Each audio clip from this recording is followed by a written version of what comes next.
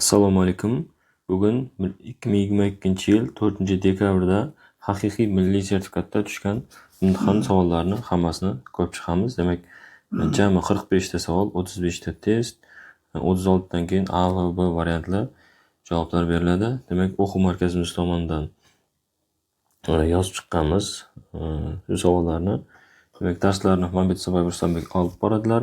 Birinchi misoldan boshlaymiz. Birinchi misol, A, B, C turli raqamlar bo'lsa, bu ifodaning eng katta qiymatini toping. Demak, raqamlarni bilamiz biz. 0 dan boshlab 0, A, B, C uchalasi ham bir xil. Demak, raqamlarni yozamiz. Raqamlar 0, 1, 2, 3, 4, 5, 6, 7, 8, 9. Demak, eng katta son hosil bo'lishi uchun, demak, 100 ni kattaroq raqamga ko'paytirishimiz kerak. 9, 10 ni esa 8 ga ko'paytiramiz, C esa 7. Turli raqamlar degandan keyin har xil qilib olamiz. Demak, 987 bir javob ekan. Ikkinchi misol hisoblang deyilgan. Demak, buni hisoblashimiz uchun umumiy maxraj beramiz 2022 dan. Umumiy maxraj bersak 2022, bu esa 2022 ning kvadrati minus 1 ning kvadrati baribir 1. Ko'paytiruvga aylantiramiz. 2022 taqsim 2021. Ko'paytiruv 1 taqsim 2023. Demak, 2 ko'paytirishlarga ajratamiz. 2022 minus 1, 2022 plus 1 deb 2 ko'paytirishlarga ajratamiz. Ko'paytiruv 2022 taqsim 2021. Ko'paytiruv 1 taqsim 2023. Qisqarib ketadi. Bu ham 2023, bular ham qisqaradi. Bular ham qisqaradi. Shunda javob 1 A javob bo'lar ekan. Uchinchi savol. 3 ta quvur berilgan. Birinchi quvur yolg'iz o'zi basseyn 5 soatda to'ldiradi. Ikkinchi quvur 3 soatda to'ldiradi. Uchinchi quvur esa 2 soatda bo'shatadi. 3 ta quvur bir vaqtda necha soatda basseyn to'ldiradi. Demak, birinchisi 1 taqsim 5 qo'shuv to'ldiradigan bo'lsa qo'shib olamiz. 1 taqsim 3 bo'shadi, ya'ni 1 taqsim 2 teng.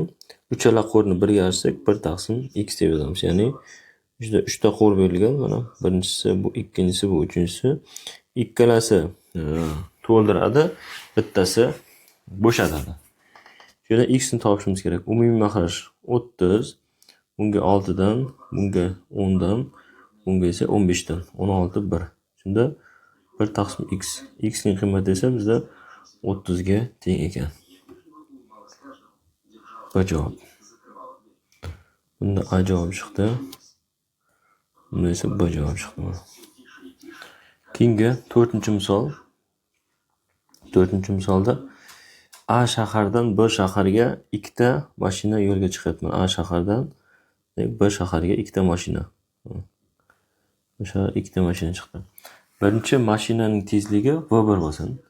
Birinchi mashinaning tezligi V1 tezligi. Ikkinchi mashinaning tezligi esa V2. V1 V2 dan katta. Birinchisi tezroq yurar ekan. Birinchi mashina B shaharga borib, shu zahoti qaytib ikkinchi mashina bilan ham uchrashdi. Demak, bu B shaharga boradi hamda mana qaytadi mana. Ikkinchi mashina esa A shahardan chiqadi, bu yerga keladi. Ikkalasi mana bu nuqtada uchrashar ekan. Ya'ni bu borib qaytadi, bu esa faqat boradi. Shu ikkala payti mana shu joyda uchrashar ekan. Demak, bu umumiy yo'lni qandaydir S deb olaylik. Umumiy yo'lni S deb belgilasak. Mana bu araliqda qandaydir S1 mi yoki bir X mi A deb olaylik. A araliq. Endi bu qancha yurdi desa, S minus A masofa yurdi. S minus A masofa yurdi. Endi savol, ikkinchi mashina bosib o'tgan masofa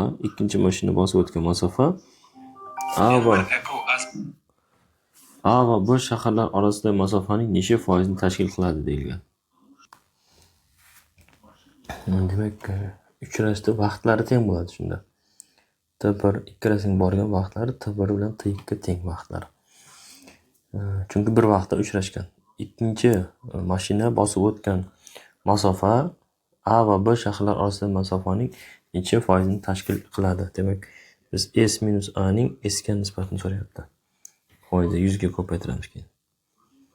Demak, biz A ni topa olaylik vasitasi. Demak, birinchi mashina qancha yo'l yurdi? Birinchi mashina S minus A yo'lni qanday tezlik bilan? V1 tezlik bilan T vaqtda yurdi. İkinci mashina esa S plus A bo'ladi. Ikkinchi mashina S minus A bo'ladi. Ikkinchi u V2 tezlik bilan T mashina yurdi. Ikkalasining vaqtlari bir xil. Shunda ikkalasini tini topamiz. S plus A taqsim V1. Ikkinchisini esa tini topsak S minus A taqsim V2. İkkalasini tenglashtiramiz. İkkalasini tenglashtirsak S plus A taqsim V1 teng S minus A taqsim V2. Proporsiya qilaman. S ko'paytirib V2 plus A ko'paytirib V2 teng V1 ko'paytirib S minus V1 ko'paytirib A. Shundan biz A ni topib olsak, A ko'paytirib V2 plus A ko'paytirib V1 teng V1 ko'paytirib S minus V2 ko'paytirib S. Qasdini tashqari A ni chiqaramiz. V1 plus V2 teng buni S ni chiqarsak V1 minus V2. Shuni A ni topadigan bo'lsak, S ko'paytirib V1 minus V2 taqsim V1 plus V2. Demak, bu A masofani topdik hozir biz. Mana bu masofani topdik. Endi bizda savolda esa S minus A ni so'rayapti. Demak, S minus A ni topib olamiz. S minus A. S ayru S ko'paytirib V1 minus V2 taqsim V1 plus V2. Qasdini tashqariga S ni chiqarsak, bu V1 plus V2 dan V1 plus V2 minus V1 minus V2 va qisqarib ketadi. Bu plus keladi, V1 lar qisqaradi ekan. Shunda 2V2S taqsim V1 plus V2. Endi shuni nisbatlarni topamiz. Demak, bu 2V1 taqsim S V1 plus V2 ni nisbati S ga ko'paytiramiz 100% ga. 100% ni tashkil qiladi deydi. S lar qisqaradi. 2V1 taqsim V1 plus V2 ko'paytirib 100%. Okay. Demak, qaysi javobga to'g'ri kelyapti? A javobga. 2V2 edi. 2V2 A javobga to'g'ri kelyapti. A javob. Keyingi 5-savol. Bu sonimiz necha xonali son deyilgan savolda. Demak, buni 2 va 5 darajasiga olib kelamiz. 32 ni 2 ning 5 darajasi deb yozamiz. Kubi. 8 ni 2 ning kubining 12si. 125 ni 5 ning kubining 17 darajasi. Yozaman. 2 ning 15 darajasi ko'paytirib 2 ning 36 darajasi ko'paytirib 5 ning 51 darajasi. Shunda bu 2 ning 51 darajasi ko'paytirib 5 ning 51 darajasi. Bu esa 2 ko'paytirib 5 ning 51 darajasi. U barobar 10 ning 51 darajasiga teng ekan. Bizda nollar sonini so'rasa 51 nol deb aytamiz. Bizda nollar soni emas, nechta xonali son deyilgan. Nechta xonali son bo'lsa, demak 1 dan keyin 51 nol bor ekan. Demak, bu yerda 51 nol.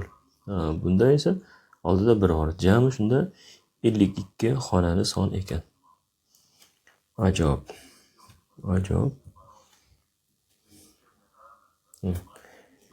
Keyingi misol A 5 dan katta bo'lsa, mana bu ifodani qiymating. Qiymatni hisoblang. Bu qisqarib ketadi, mana bu ham qisqaradi. Bizda qoladi modul 3 minus A minus modul A minus 5. Demak, A 5 dan katta bo'lsa, bu yerga 5 dan katta sonni qo'ysak, 6 ni qo'ysak, manfiy bo'lib ochiladi. Bu minus 6 dan katta sonni qo'ysak, bu musbat bo'lib ochiladi. Shunda minus 3 plus A minus A plus 5. Alar qisqarib ketadi. Javob 2 ga teng ekan. C javob.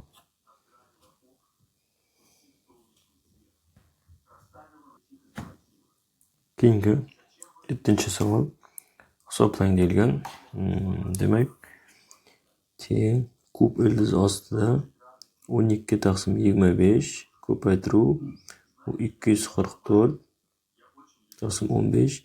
2 ko'paytirishlarga ajratamiz. 38 minus 23 38 qo'shuv 23 deb yozamiz. Demak, hisoblaymiz endi.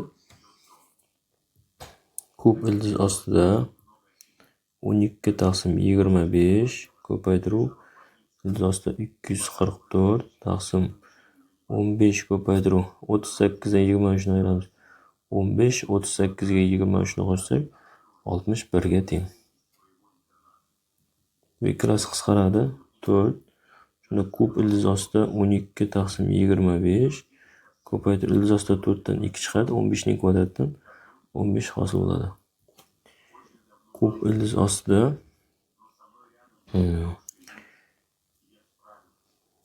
ikkalasini 3 ga qisqartiramiz.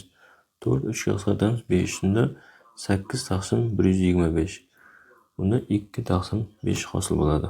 Bu 2 taqsim 5 0,4 ga teng. Da javob. Keyingi 8-misol 2 va 3 ga bo'linmaydigan barcha 2 xonali natural sonlarning yig'indisini topamiz. Demak, 2 ga ham 2 va 3 ga bo'linmaydigan sonlar. Masalan, hamma sonimiz 10 dan boshlanadi. 2 xonali son shu joyga e'tibor beramiz. Demak, bo'linmaydigan 11 bor. 11, 12 bo'linadi, 13, 14 bo'linadi, 15 ham bo'linadi, 16 ham bo'linadi, 17, 19, 23, 25, 29 va hokazo shu tarzda davom etadi. Hamma bizda 2 xonali sonlar so'ralyapti. Undan keyin 95 bor oxiridan, 96 3 ga bo'linadi, 97 bor, 98 2 ga bo'linadi, 99 3 ga bo'linadi. Shu sonlarning bizda yig'indisini so'rayapti. Alohida bajarib olsak, ularni alohida olib chiqamiz. 11 qo'shuv 17 qo'shuv 23 shularni alohida yozib chiqamiz. 95 gacha. Keyingisi esa 13, 19, 25 shularni alohida olib chiqaman. 97 gacha. Demak, birinchi xadi 11, eng oxirgi xadi 95, 2 ga bo'lamiz. Hozir xadlar sonini topib olamiz. N barobar 95 dan 11 ni ayirib, ayirmasi d ga teng, 6 ga teng. Bunga 1 ni qo'shamiz. Shunda 15 ga teng bo'ladi. 15 ga ko'paytiramiz. 106, 53 ko'paytirib 15 teng 795 ga teng. Keyingida birinchi xadi 13, oxirgi xadi 97, 2 ga bo'lib, bunda ham 15 ta xat bo'ladi. 15 ta xat. 110, 55 ko'paytirib 15 teng 825 ga teng. Shunda endi ikkalasini qo'shamiz. Buni 15 ta xat, mana bunda ham 15 ta xat. Ikkalasini qo'shamiz. S15, S15. Bu ikkinchisi, bu birinchisi. Qo'shsak 795 ga qo'shamiz 825 ni. 1620 ga teng. A javob. Keyingi 9-misol. Ishorasi almasinishi geometrik progressiyada 3 ta xadi berilgan. 4-xadini toping. Demak, birinchi xadiga 3-chi xadining ko'paytmasi 2-chi xadining kvadratini beradi. Demak, a minus 5 ga ko'paytiramiz 5a plus 8 ni, u barobar a plus 4 ning kvadrati. 5a kvadrat plus 8a minus 25a minus 40 teng a kvadrat plus 8a plus 16. Bundan 4a kvadrat bu minus 17. Bu 8a bilan 8a qisqaradi. Minus 25a minus 56 barobar 0. Demak, A'ni topamiz. Birinchi, ikkinchi teng 25 plus minus 625 plus 4 ko'paytirib 4 ko'paytirib 56 taqsim 2 ko'paytirib 4 teng 25 plus minus 8. Demak, 625 ga ko'paytiramiz. Demak, 625 plus ko'paytirsak 896 25 plus minus 1521 taqsim 8. 25 plus minus 39 taqsim 8 ga teng. A1'ning qiymati 64 taqsim 8. 8 ga teng. A2'ning qiymati aytsak minus 14 taqsim 8 minus 7 taqsim 4 ga teng.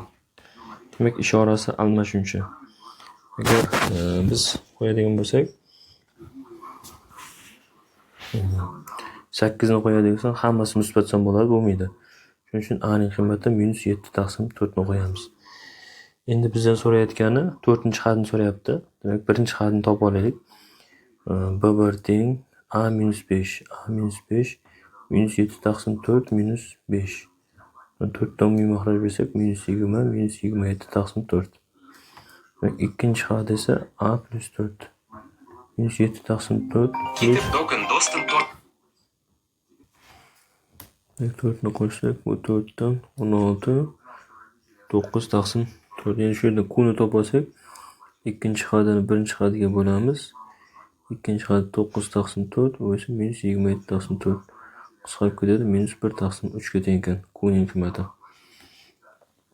Endi demak 1-xadi bor, 4-xadi bor, Q bor. 4-xadini topamiz. B4 barobar B1 ko'paytirib Qning kubi. B1ning qiymati minus 27 taqsim 4.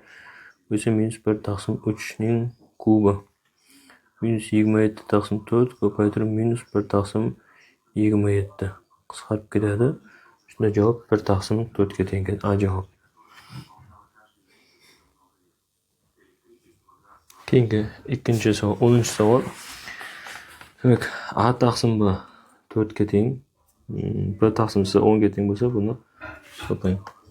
Demak, har birini bo'lib olsak, har bir xadiga bo'lib oladigan bo'lsak, ya'ni A'siga bo'ladigan bo'lsak, A kvadratni A'siga, B kvadratni A'siga, C kvadratni A'siga bo'lamiz. Qo'shuv A taqsim C. Buni qisqarib ketadi. A taqsim C, bu B kvadrat taqsim AC, bu C taqsim A, qo'shuv A taqsim C.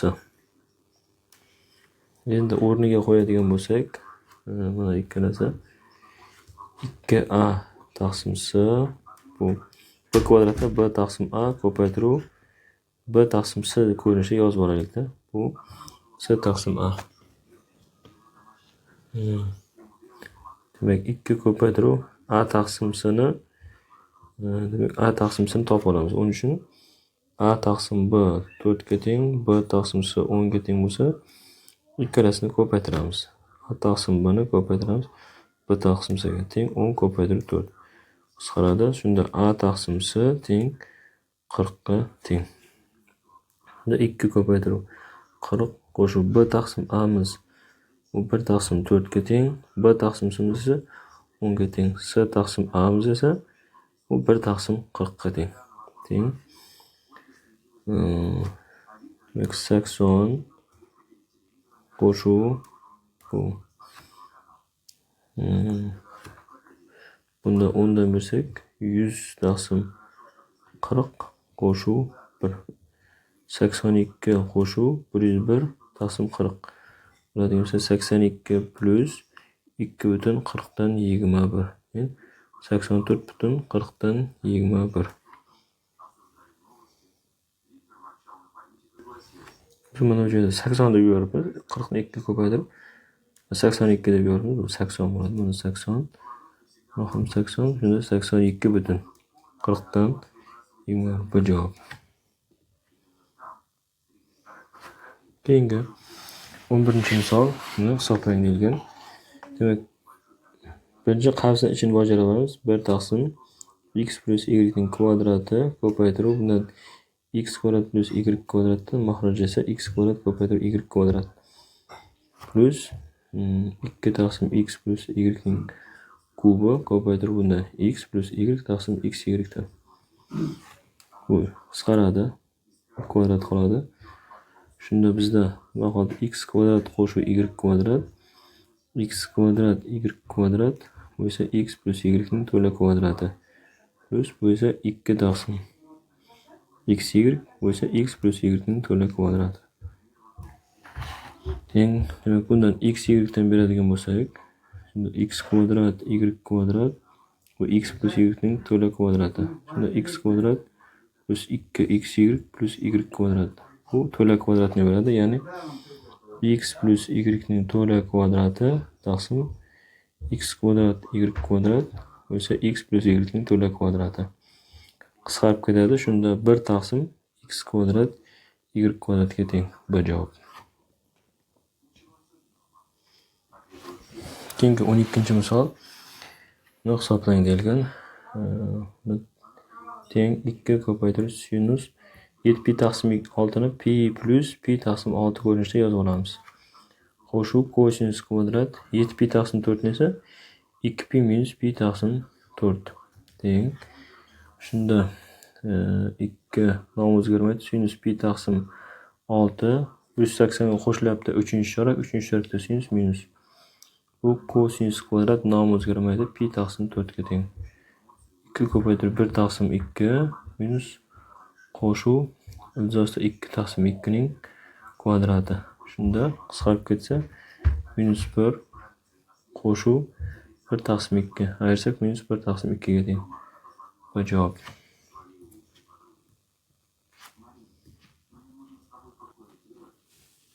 Keyingi 13-misol ifodani soddalashtiring deyilgan. Demak, birinchi suratini 2 kosinus alfani o'zini ko'chirib yozamiz.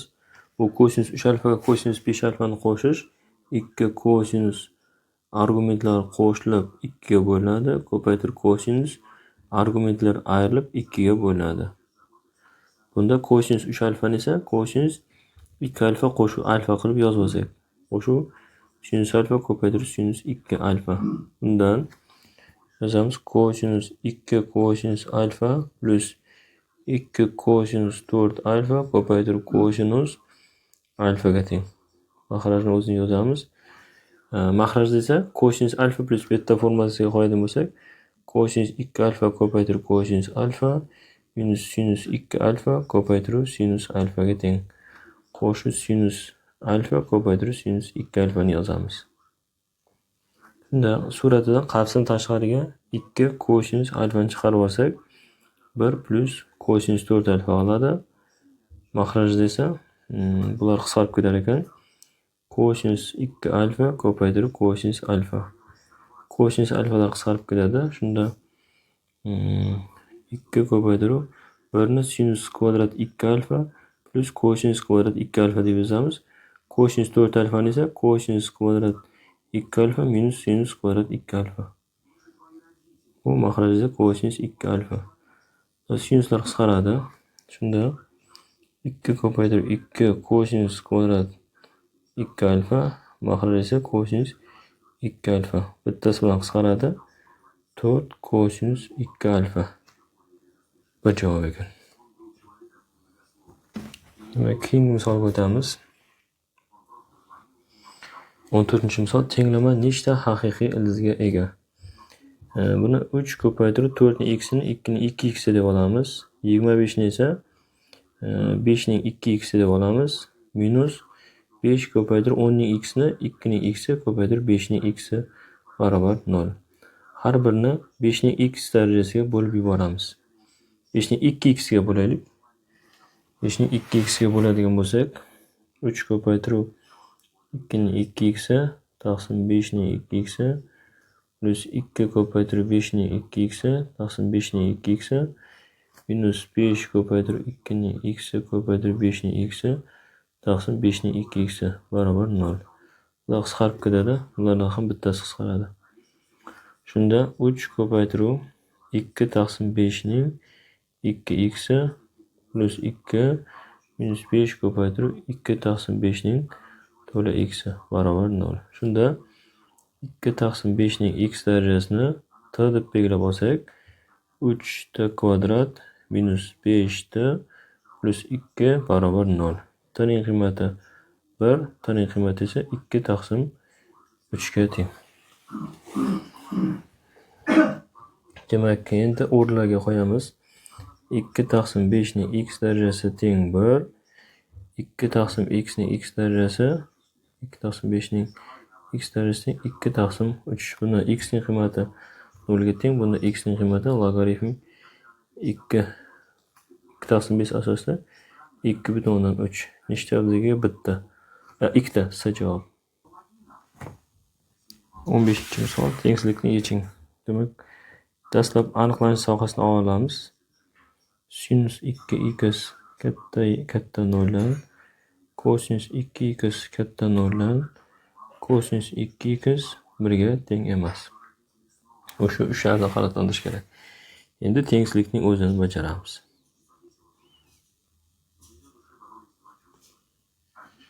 Tomonga o'tkazsak, sinus 2x bu kosinus 2x. Demak, bu tengsizlikning belgisi o'zgaradi, chunki bu 0 bilan 1 ning orasidagi son. Shunda bu yozib qo'ysangiz bo'ladi. Kosinus 2x ning qiymati 0 bilan 1 ning orasidagi son ekan.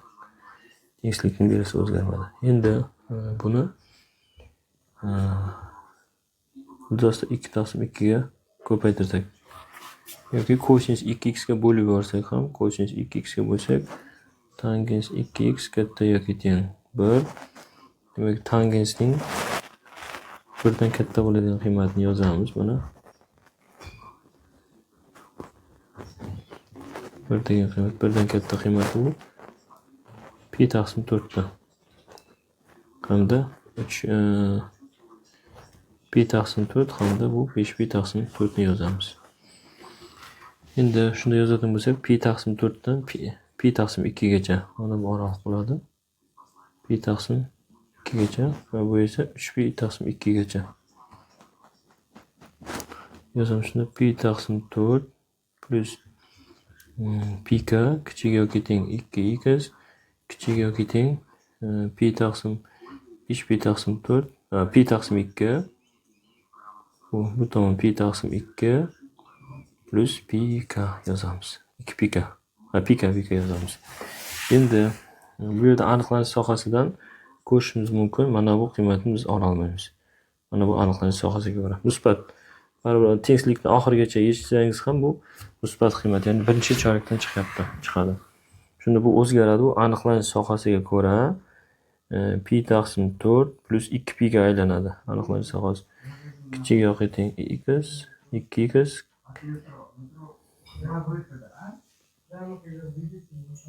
pi taqsim 2 plus 2 pi k 2 ga bo'lamiz. Pi taqsim 8 plus pi k kichik yoki teng x kichik yoki teng pi taqsim 4 plus pi k javobni olamiz. Demak, javobimiz bizga kelyapti. S javobga to'g'ri kelyapti. Bu yerda teng bo'ladi. Buni S javobimiz A javob deb olamiz, chunki bu tangens o'zimiz keltirib olgandan keyin bu yerga tenglik belgisini olamiz. O'zimiz tangensni keltirib oldik chunki.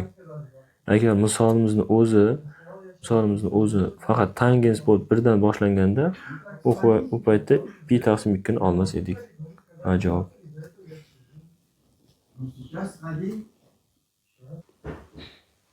Keyingi misolga o'tamiz. 16-misol tengsizlikni qanoatlantiradigan butun yechimlar nechta? Demak, bu tengsizlikni modul 2x minus 1 minus 7 plus minus 5 bo'ladi. Plus minus 5. Minus 7 ni bu tomonga o'tkazsak, chap tomonga ham o'ng tomonga o'tkazsak plus 7 bo'ladi. Bu 12. Endi bajaramiz. Modul 2x minus 1 kichik yoki teng 12 dan modul 2x minus 1 katta yoki teng 2 dan sistema. Bundan kelib chiqadi 2x minus 1 kichik yoki teng plus 12 dan 2x minus 1 katta yoki teng minus 12 dan 2x minus 1 katta yoki teng plus 2 dan 2x minus 1 kichik yoki teng minus 2 dan. Yozadigan bo'lsak, sistema x kichik yoki teng 6,5 x katta yoki teng minus 5,5 x katta yoki teng 1,5 x kichik yoki teng minus 0,5. Sonog'ida tasvirlaymiz. Minus 5,5, minus 0,5, 1,5 hamda 6,5 ni yozamiz. 6,5 dan kichik, minus 5 yerdan katta, 1 yerdan katta, minus 0,5 kichik. Buni aniq qilamiz. Minus 5,5 dan minus 0,5 gacha, 1,5 dan 6,5 gacha. Nechta butun son bor? Bu yerda minus 5, minus 4, minus 3, minus 2, minus 1. Bu yerda 2, 3, 4, 5, 6. 5 ta 5 ta jami 10 ta. C javob. Keyingi misolimiz. Tenglama nechta haqiqiy ildizga ega? Demak, diskriminantni tekshiramiz. A 2 ga teng, B minus 5 ga teng, C 4 ga teng. Diskriminant teng B kvadrat minus 4AC. Diskriminant barobar minus 5 ning kvadrati minus 4 ko'paytirib 2. 25 minus 32 minus 7 ga teng. Diskriminant 0 dan kichik, unda haqiqiy yechimi yo'q. A javob. Bunda C javob edi. 18-misol tengsizlikni yeching. Demak, bu har doim ildizlar foda musbat son chiqadi. Faqat aniqlanish sohasini olsak yetarli. Ya'ni aniqlanish sohasi 4 minus x kvadrat musbat son, unda x plus 1imiz ham musbat son bo'lishi kerak. Chunki musbat sonni musbat songa bo'lsakgina musbat son hosil bo'ladi. Minus 1 ga ko'paytiramiz. X minus 2, x plus 2 bo'ladi. Tengsizlikning belgisini o'zgartiramiz. Minus 1 ga ko'paytirdik, ko'paytirishlarga ajratdik. Son oxirida tasvirlaymiz. Yozamiz minus 2, 2 kichik bo'lsa ikkalasining orasi, bu esa minus 1 dan katta. Son oxirida tasvirlaymiz. Minus 2, minus 1, 2. Minus 2 bilan 2 ning orasi minus 1 dan katta. Shunda minus 1 dan 2 gacha. Bunda minus 2 yagona yechim bo'lar ekan. Da javob. 19-misol. Tenglamaning haqiqiy ildizlar yig'indisini toping. Belgilab olsak bo'ladigan x kvadrat qo'shib 4x qo'shib 4 ayir 3 deb yozib olamiz. Buni yoki modulga olib kelsangiz ham bo'ladigan. To'la kvadrat deb yozsangiz ham bo'lar ekan. Buni x kvadrat plus 4x plus 4 ni t deb belgilab olsak, o'shunda t kvadrat minus 3 teng 2t. T kvadrat minus 2t minus 3 barobar 0. T ning qiymati 3, t ning qiymati esa minus 1 ga teng. Modulga qo'yamiz. Barobar 3 qo'ysam barobar minus 1. Manfiy songa teng bo'lmaydi. Kvadratga oshiraman ikki tomonni.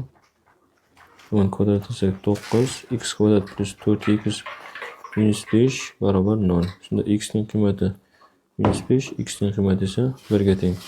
Savolda esa haqiqiy ildizlar yig'indisi so'rayapti. Haqiqiy ildizlar yig'indisi minus 4 ga teng ekan. Chunki 20-misol taq funksiyani toping. X o'rniga minus x qo'yamiz. Agar x o'rniga minus x ni qo'ygan paytda oldinga minus bilan qaytib kelsa, unda biz taq funksiya deb aytamiz. Taq funksiya. Taq funksiya.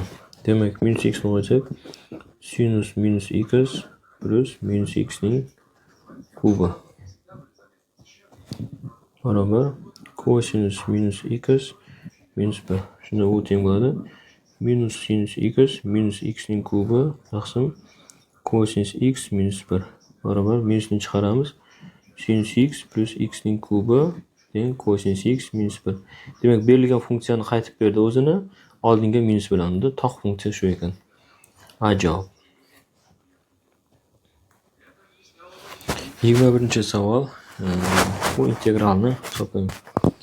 Bu modul 2x ni 0 ga teng desak, x ning qiymati esa bizda 0 ga teng. Shunda minus 3 dan 0 gacha bir integrallaymiz.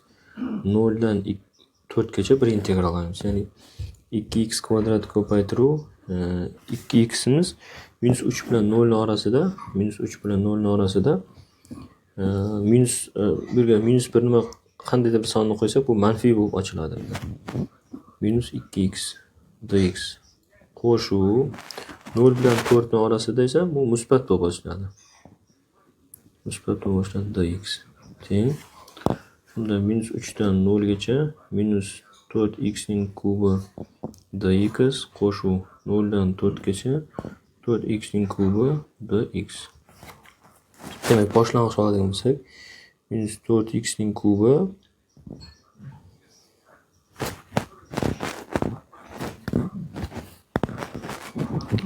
x ning kubi taqsim 4 bilan qisqarib ketadi ekan. Minus 3 dan 0 gacha. Qo'shuv bu ham x ning 4i 0 dan 4 gacha. 0 ni qo'ysak, demak, minusni chiqarib turaman 0 minus 3 ning 4i.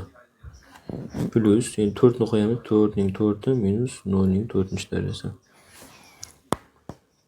Bu 81 plus 256 qo'shsak 7 3 337 siz javob ekan. 22-misol funksiya bo'lgan mana bu xoslasini topishimiz kerak ekan. Demak, buning uchun bu modul ifoda musbatmi, manfiymi aniqlab olsak, ya'ni bu ifodani qo'yib ko'rib, bu modul ifoda manfiy chiqadimi, musbat chiqadimi o'rniga qo'yib ko'ramiz. Teng kosinus bu minus pi taqsim 3 qisqarsa 60 gradusdan 60 gradusda bu 1 taqsim 2 minus esa bu 3,14 taqsim 6. Bunda 3 dan bersak, 3 dan beradigan bo'lsak, o'ylayapmiz. 3 minus 3,14. Demak, bu manfiy son chiqdi. Demak, biz modulni manfiy qilib ochamiz. Ya'ni bunda sinus kvadrat 5x bu manfiy qilib ochamiz. Bu manfiy bo'lganligi uchun oldindagi manfiyni ta'sir qilib plusga aylantiradi. Kosinus 2x plus x sana. Endi xosla olamiz. Xosla olib qo'yadigan bo'lsak, xoslasa 2 sinus 5x ko'paytirib kosinus 5x ni xoslasa kosinus 5x. 5x dan ham xosla olamiz, ko'paytirib 5. Kosinus 2x ning xoslasi minus sinus 2x, 2x ning xoslasi 2. X ning xoslasi 1 ga teng. Endi biz minus pi taqsim 6 ni qo'yamiz. Bu sinus 10x ga teng. 5 ko'paytirib sinus minus 10 ko'paytirib pi taqsim 6. Minus 2 sinus 2 ko'paytirib minus pi taqsim 6. Qo'shuv 1 teng qisqarib ketadi 3 5. Shunda minus 5 sinus 5 pi taqsim 3 bu ikkalasi ham qisqaradi. Minus oldigacha plus 2 sinus pi taqsim 3 plus 1 ga teng. Shunda minus 5 buni keltiramiz. 5 pi taqsim 3 ni sinus 2 pi minus pi taqsim 3 deb yozadigan bo'lsak, nomi o'zgarmaydi. Sinus pi taqsim 3 ga teng, 4-shirikda minus. Bu minus bilan plus sinus pi taqsim 3 plus 2 sinus pi taqsim 3 plus 1. Bu 7 ta bo'lib ketadi. Pi taqsim 3 dagi qiymati 60 gradusda ildizosta 3 taqsim 2 qo'shuv 1. Umumiy maxraj bersak 7 ildizosta 3 qo'shuv 2. Javob ekan, javob. Keyingi 23-misol.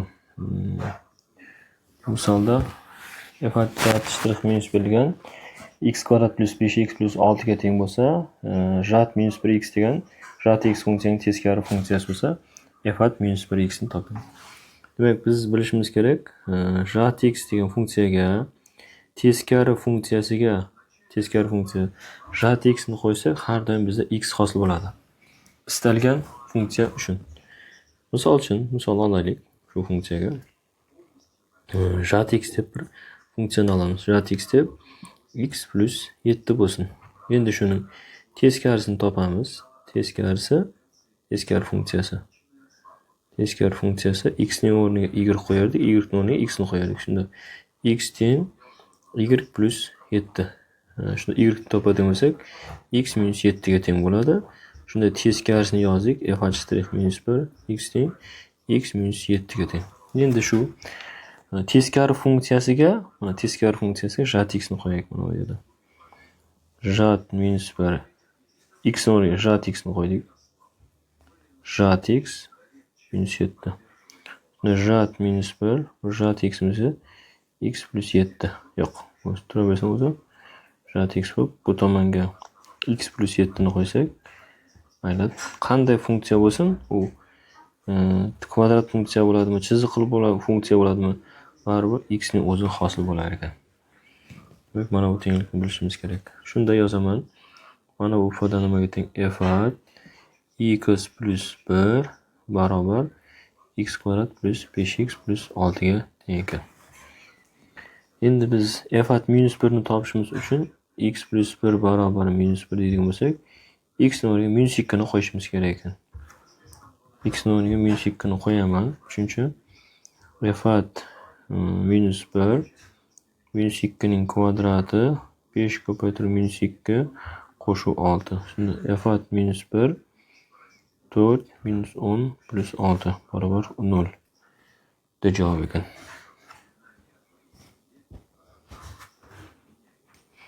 Keyingi 24-misol. Tomoni 4 ga teng bo'lgan kvadratga doira ichi chizilgan. Tomoni 4 ga teng bo'lgan kvadratga doira.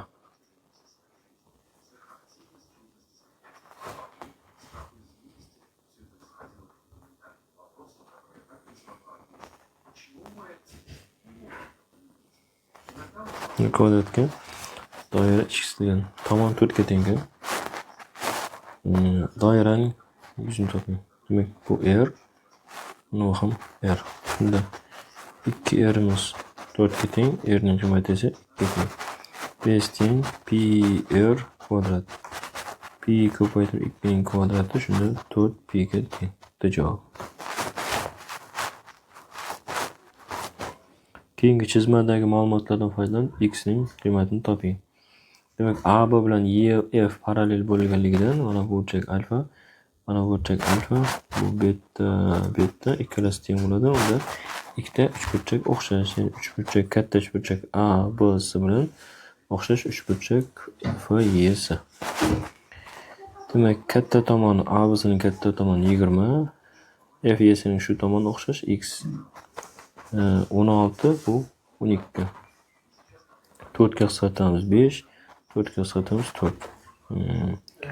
4 dan 12 ga qisqartiramiz 3. Shunda x ning qiymati esa 15 ga teng. Bu javob.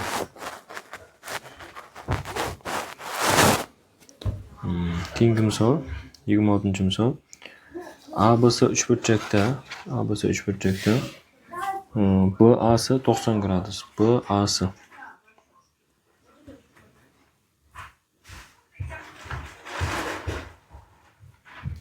BAC 90 gradusga teng.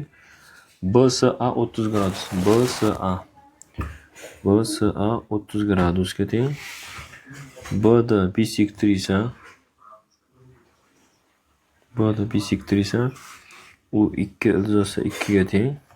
Masalan, ABC uchburchakning yuzasini toping. Demak, bisektrisa bo'lgandan yuzani teng 2 ga bo'ladi. Bu 30 gradus bo'lsa 60 bo'ladi. 30 gradus, 30 gradus. Bu ikkalasi teng, 2 ildizosi 2, bu ham 2 ildizosi 2 ga teng.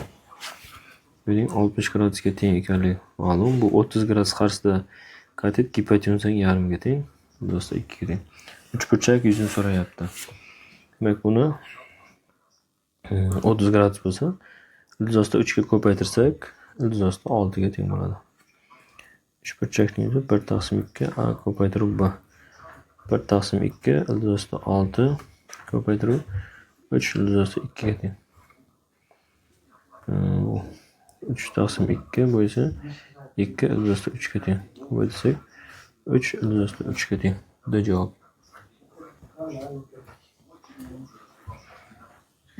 Keyingi rombning katta diagonali berilgan va o'tkir burchagi 45 gradusga teng bo'lsa, diagonallar keshish nuqtasidan tomonlargacha bo'lgan eng qisqa masofalar yig'indisini topishimiz kerak ekan. Demak, gromni chizamiz.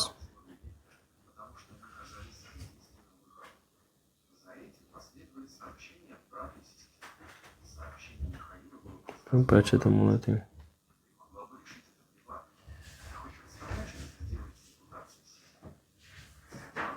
Barcha tomonlar teng. Katta diagonal mana bu.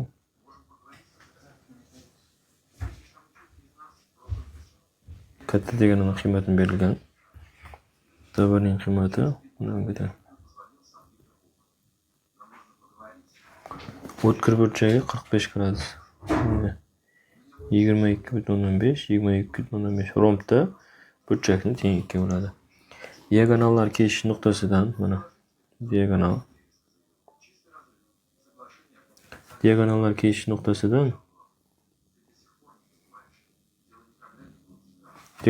nuqtasidan tomonlargacha eng qisqa masofalar yig'indisi mana. Mana bu. Hamma tomongacha. Mana buni ham olamiz. Balandlik. Demak, biz 2 hashni so'rayapti. Buni ham hash deb oladigan. 2 hashning qiymatini so'rayapti. Demak, biz bundan balandlik o'tkazsak, mana bu tomonga balandlik o'tkazsak, hash. Mana bu to'g'ri burchakli uch burchakdan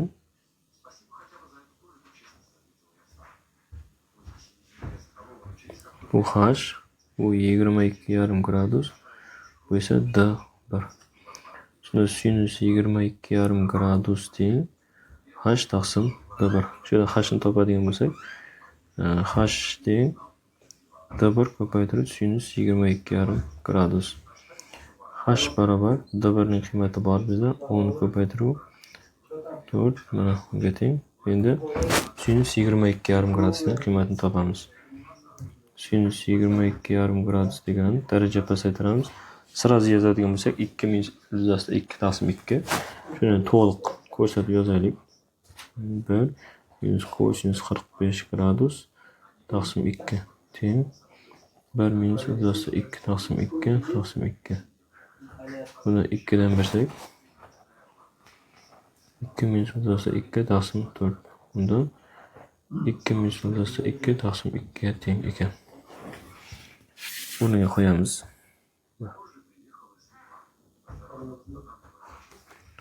Bundan 2ni chiqarib olaylik-da. 2ni chiqarsak 2 plus 2 ga teng ekan. Hash barobar 10 ko'paytirib 2. 4 dan 2 ni ayiramiz 2 taqsim 2. Bu ham qisqaradi 10 ga teng. Demak, hashning qiymati 10 ga teng. Bizda 2 hash so'rayapti. 2 ko'paytirib 10 barobar 20. Bu javob chiqar ekan.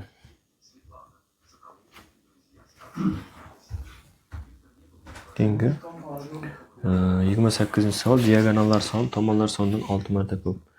Diagonallar soni tomonlar sonidan 6 marta ko'p 6n bo'lgan ko'p burchakning ichki burchaklar yig'indisi.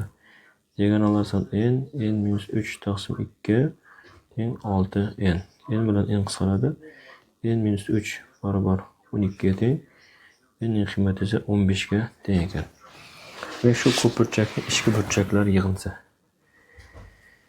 180 ko'paytiruv n minus 2 formulasi 180 ko'paytiruv 15 minus 2 ga teng. Shunda 180 ko'paytiruv 13 ko'paytirsak 2340 ga teng. C javob. Keyingi 29-savol. Tekstlikda bizda ikkita AB va BC og'ma berilgan ekan.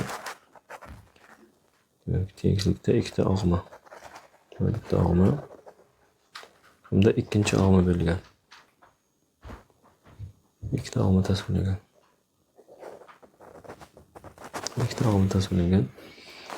AB hamda BC. BH balandlik va perpendikulyar BH bilan h'si teng. AB bilan AB 2 h'siga teng. H'simiz x bo'ladigan bo'lsa, AB'miz 2x ga teng. Mana bu x ga teng. AH'si mana bu burchak. Mana bu burchak 90 gradusga teng. AH'si yerdagi tekislikdagi burchak 90 gradusga teng bo'lsa, h bo'ladigan AH'si bu yerda 3 burchak olamiz. Asosini ya'ni bunda cosinus b as ni so'rayapti. Cosinus b as. Mana bu burchakni. Shu burchakni so'rayapti. Bu x bu esa ildiz 2x Pifagordan. Bu 2x bu x bo'lsa bu ildiz 3x ga teng. Bu yerdan Pifagor teoremasini qo'llaymiz. A'sining qiymati ildiz 3x ning kvadratiga qo'shamiz. X ning kvadrati 4x kvadrat u 2x ga teng mana. Endi shu yerdan biz kosinuslar teoremasini qo'llaymiz. Bu 2x, mana bu ham 2x. Bu esa ildiz 2x ning bu yerda alfani topamiz. Ildiz 2x ning kvadrati teng 4x kvadrat qo'shib 4x kvadrat minus 2 ko'paytiruv 2x ko'paytiruv 2x ko'paytiruv kosinus alfa. 2x kvadrat teng 8x kvadrat minus 8x kvadrat kosinus alfa. X kvadratga bo'lib yuboraman. Hammasi qiladi. Minus 6 teng minus 8 kosinus alfa. Kosinus alfaning qiymati esa 3/4 ga teng. Shunda javob 3/4 A javob. 30-misol. ABC uchburchakning yuzasi 30 ga teng. ABC uchburchakning yuzasi 60 ga teng ekan. BY bilan AB teng. BY vektor, AB vektor mana AB bo'lsa, BY shuning davomida bo'ladi. Bu ikkalasi teng ekan. Teng. AY'si uchburchakning yuzasi. AY'si mana shu uchburchakning yuzasi. Bu teng bo'lganlikdan bu ham mediana. Mediana unda 60 qilib teng 2 ga bo'ladi. Shunda AY'sining yuzasi 60 qo'shuv 60 barobar 120 ga teng. A javob. 31-misolda elementlar sonini toping. Dastlab berib qo'ying 120 degan javobni. A javob. Demak, dastlab bu yerdan mana buni topamiz. Kesishmasi mana bu joyda bor mana. Kesishmasi endi shtrix ikkalasining kesishmasini oldik. Endi A bilan B ning birlashmasining to'ldiruvchisi. Birlashmasi mana bu bo'lsa, to'ldiruvchisi mana qolib ketgani mana. To'ldiruvchisi to'rttalasini olamiz.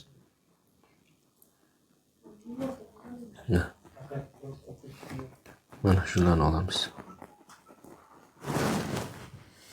Ikkalasini yozamiz. Bunda demak 3, 5, 7. Bunda esa 4, 9, 10, 11. Ikkalasining birlashmasini hammasini yozib chiqamiz. 3, 4, 5, 7, 9, 10, 11. Elementlar soni 3, 7, 7 ta element ekan.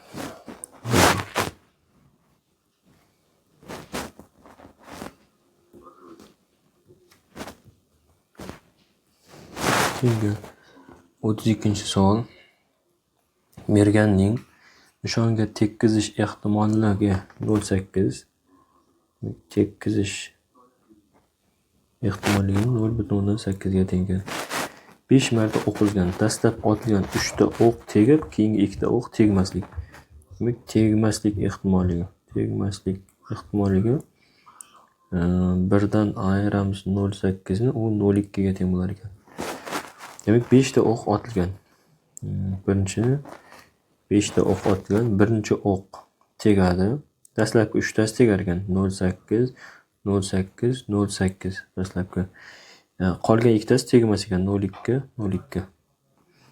Bu birinchi o'q, ikkinchi o'q, uchinchi o'q, to'rtinchi o'q, beshinchi o'q. Buni yozamiz. 8 taqsim 10, 8 taqsim 10, 8 taqsim 10, 2 taqsim 10 ko'paytirib 2 taqsim 10. Buni esa 2ning kubi, 2ning kubi, 2ning kubi, 2 ko'paytirib 2, bu esa 10ning 5-darajasi. Shunda biz 2ning 9, 11-darajasi taqsim 10ning 5. Uni 2ning 11-darajasi ko'paytirib 10ning -5 ko'rinishida yoza olamiz. Bu javob.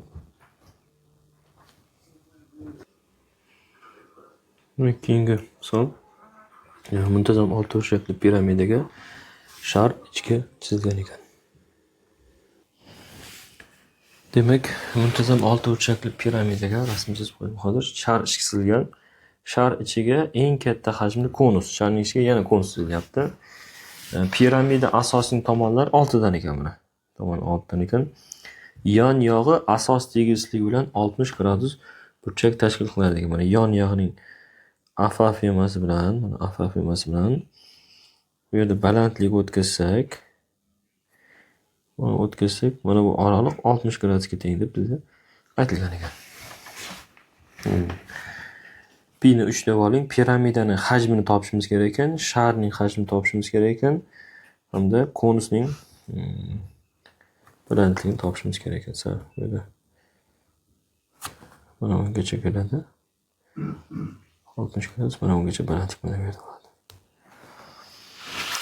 Endi bu afafema bizda bu 60 gradus. Endi biz piramidaning balandligini topib olishimiz kerak. Bu ichki qistilgan aylana radiusi. Muntazam olti burchakka ichki qistilgan aylana radiusi R teng A taqsim formulasini yozamiz. 2 tangens +80 taqsim n ga teng edi. Endi R teng A ning qiymati 6 ga teng.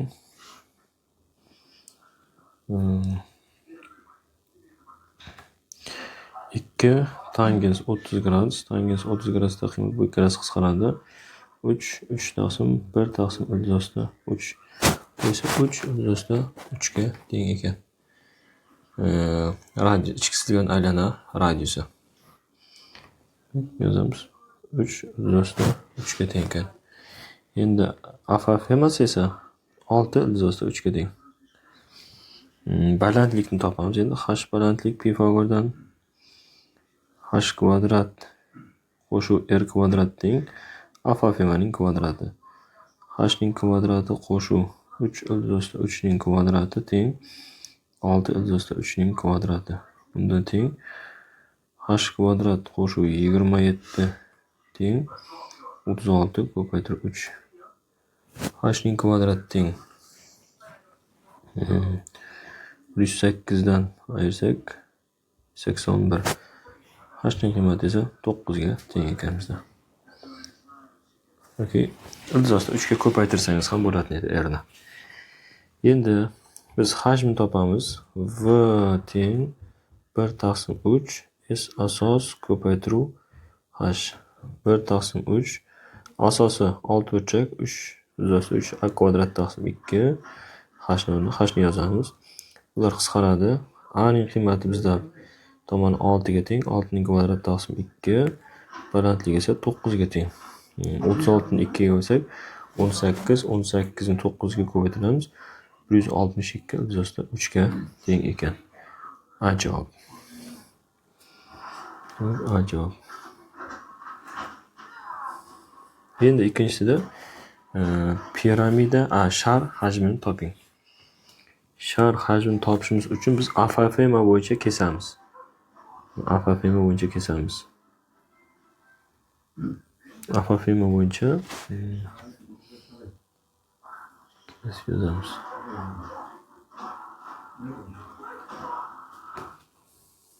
Afafema bo'yicha kesamiz. Afafemasi 6 ildizosta 3. Afafema 6 ildizosta 3.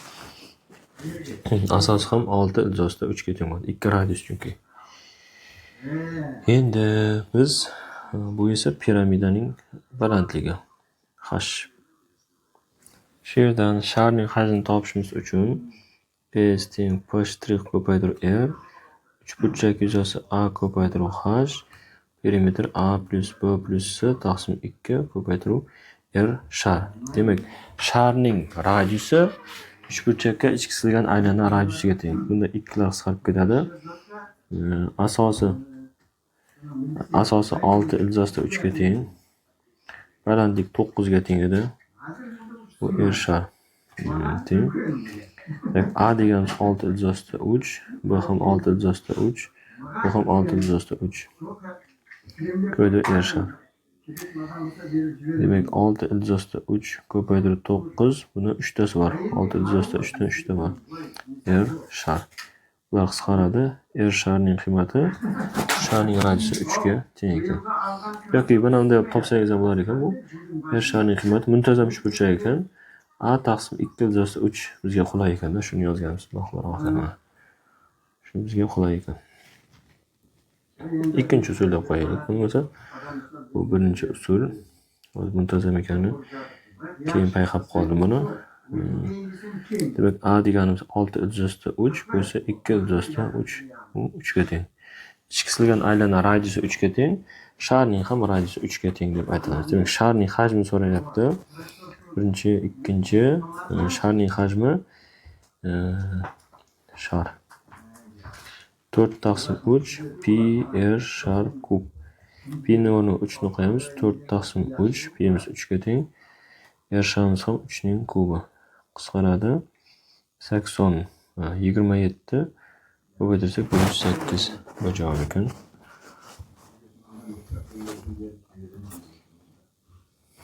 Keyingi konus hajmini toping. 34, keyingi 35-savol. Sharning, konusning hajmi. V teng 1 taqsim 3 S asos ko'paytiruv H. V teng 1 taqsim 3. Demak, sharning ichiga bizda konus chizilayotgan edi. Shar ichiga hozir konus chizamiz.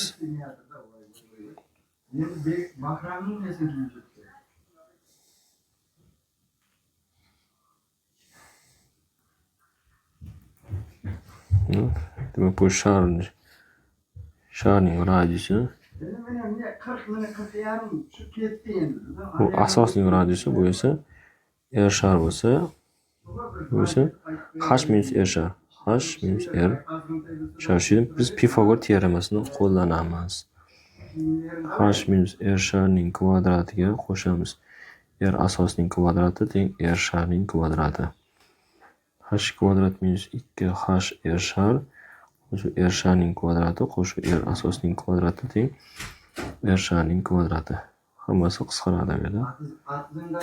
Shunda bizga R shar ma'lum. R sharimiz 3 ga teng. R asos noma'lum. H ham ma'lum.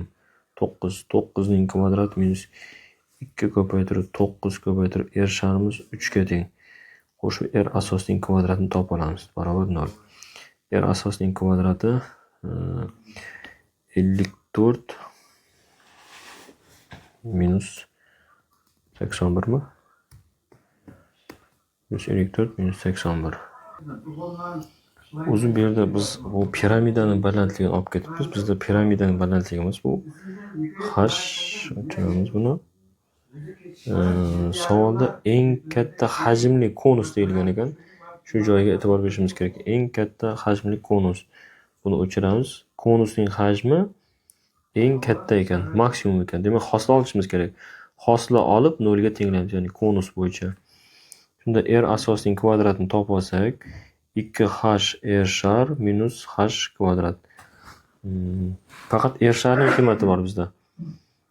R asosning kvadrati teng 3 ga teng 6H minus H kvadratga teng. Endi konusning hajmini yozamiz. Konusning hajmi 1 taqsim 3 S asos ko'paytiruv H. S asos ko'paytiruv H. Shunda 1 taqsim 3 asosi pi r kvadrat ko'paytiruv h. Ikkalasi qisqaradi. Pi minus 3. R kvadratning o'rniga 6h minus h kvadratni qo'yaman. Ko'paytiruv h. Qarsini ochamiz. 6h kvadrat minus h ning kubi. Xoslani olib 0 ga tenglaymiz. Xoslasi 12h minus 3h kvadrat. Endi 0 ga tenglaymiz. 12h minus 3h kvadrat barobar 0. 3h ni chiqaramiz. 4 minus h barobar 0. Shunda h ning qiymati bizda 4 ga teng ekan. Endi r asosini topamiz. R asos ning kvadrati 6 ko'paytiruv 4 minus 4 ning kvadrati. Demak 24 16 8. 8 ga teng. Bizdan esa nima so'rayotganda konusning hajmi so'rayapti. Demak birinchisi bu. Buni bu bo'yicha birinchi deylik. 35-misol bo'yicha bu ikkinchi, mana bu uchinchi, mana bu to'rtinchi topdik. Mana buni 5-chi topdik. 6-chi yozamiz. Konusning hajmi 1/3 s asos ko'paytiruv h. Pimiz 3 ga teng. R kvadratimiz 8, h'imiz 4. Shunda javob 32 ga teng ekan. Javobimiz C javob. Belgilab qo'yamiz. C javobni.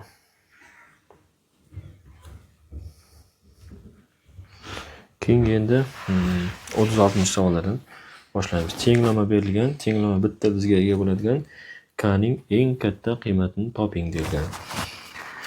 Bunda hozir bizda mana bu tenglama chiziqli tenglamaga aylanib qolishi mumkin. Ya'ni kastrning surati bilan mahraji hozir qisqarib ketsa, bizda chiziqli tenglama hosil bo'ladi. Qachon hosil bo'ladi? K 6 bo'lsa, ya'ni x minus 1 barobar 0, ya'ni x'imiz 1 bo'lishi kerak. 1 bo'lsa qisqarib ketadi yani. Ya'ni 6 ko'paytiruv 1 minus k barobar 0, k ning qiymati 6 bo'lsa. Mana tekshirib ko'raylik. Shu yerdan tekshirsak 6 x minus 1 taqsim x minus 1. Bu tomonga ham 6 qo'yaman. 2x plus 6 taqsim x plus 1. Qisqartirib yuborsak, bu yerdan biz chiziqli tenglama hosil bo'ladi. Mana bu yerdan chiziqli tenglamadan bitta ildizga ega bo'ladigan ma'lum bo'lib qoldi. Demak, k'miz 6 ekan. Ikkinchi tarafdan ikkinchi kasrimiz, ya'ni x plus 1imiz 0 deb o'ylasak, x'imiz minus 1 bo'lsa, qisqarib ketishimiz kerak, chunki 2 ko'paytiruv minus 1 qo'shuv k barobar 0. Shunda k ning qiymati 2 ga teng. Tekshirib ko'ramiz qani. 6x minus 2 taqsim x minus 1 teng 3 minus 2x plus 2 taqsim x plus 1.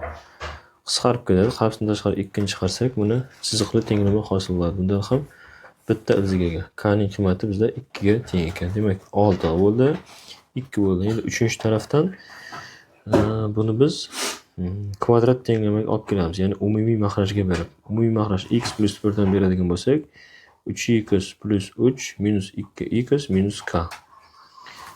Proporsiya qilamiz. 6x minus k ni ko'paytiramiz x plus 1 ga barobar x plus 3 minus k ni ko'paytiramiz x minus 1 ga. Qarslarni ochamiz. 6x kvadrat plus 6x minus kx minus k barobar x kvadrat minus x plus 3x minus 3 minus kx plus k. Bu yerdan qisqaradiganlar bormikan? Bu yerda minus kx bilan minus kx qisqaradigan. Shunda 5x kvadrat bu 2x, bu 4x minus 2k plus 3 barobar 0.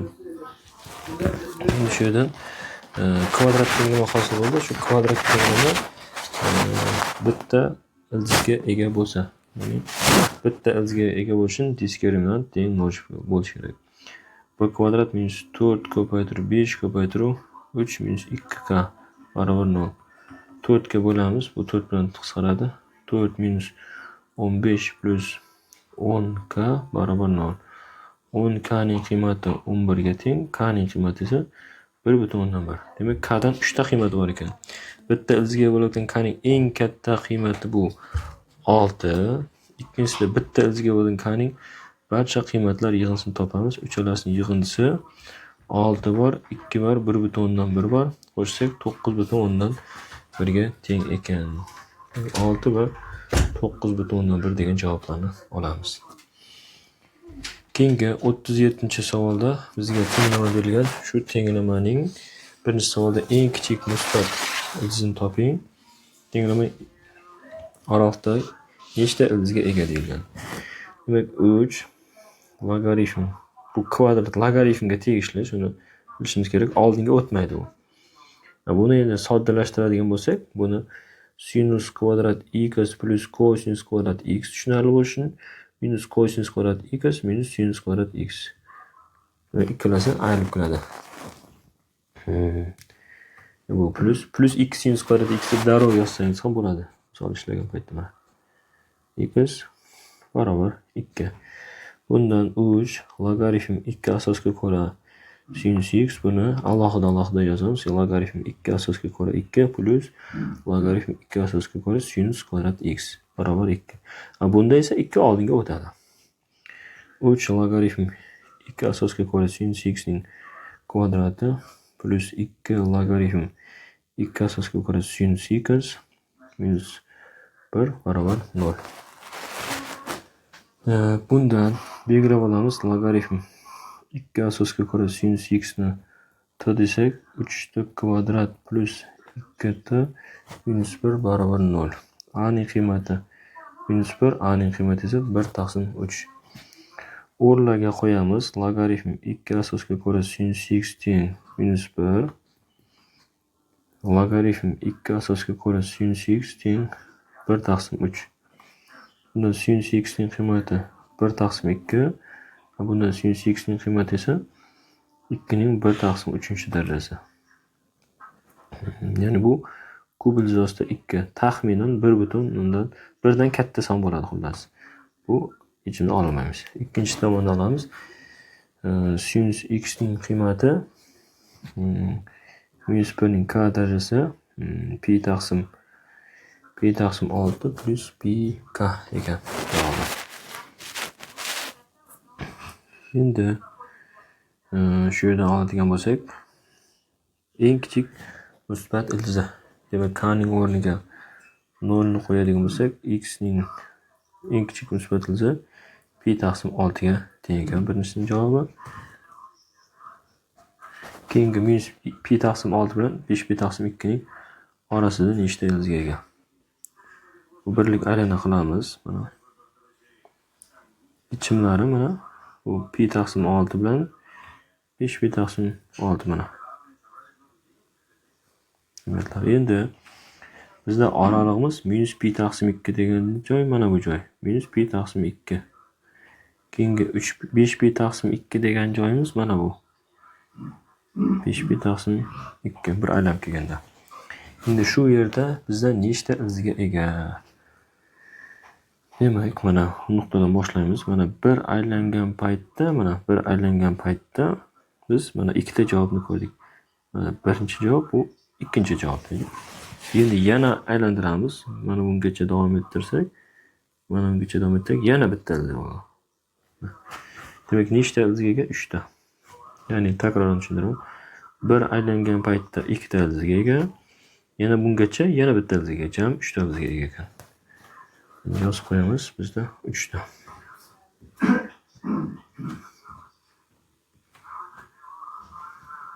Javoblar.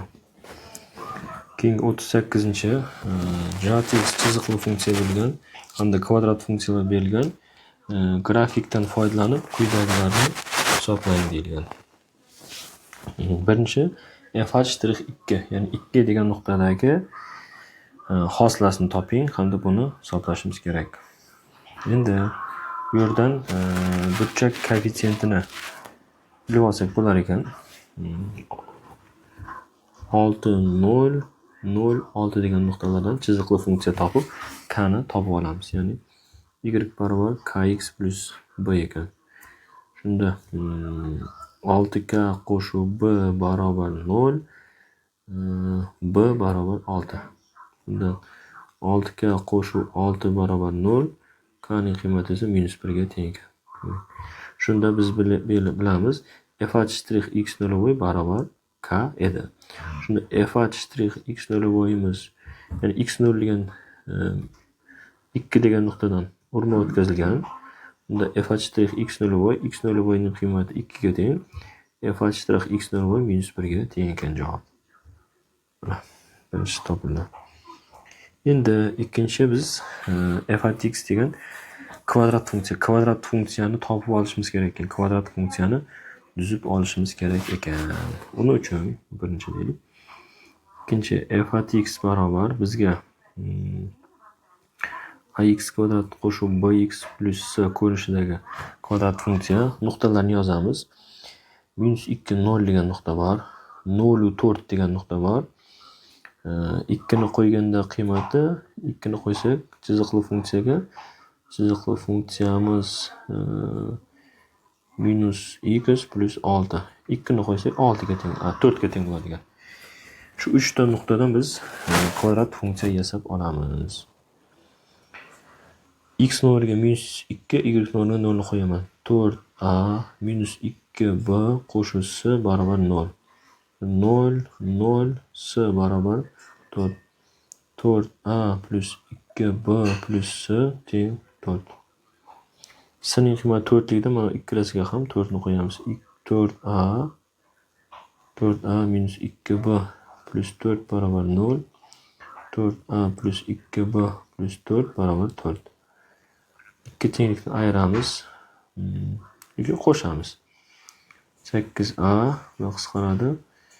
Ular qisqaradi ekan. Plus 4 barobar 0. A ning qiymati esa -1 taqsim 2 ga teng. Demak, endi b ni topamiz. -2 minus 2b plus 4 barobar 0 ga teng. -2 ning qiymati -2 ga teng, b ning qiymati 1 ga teng.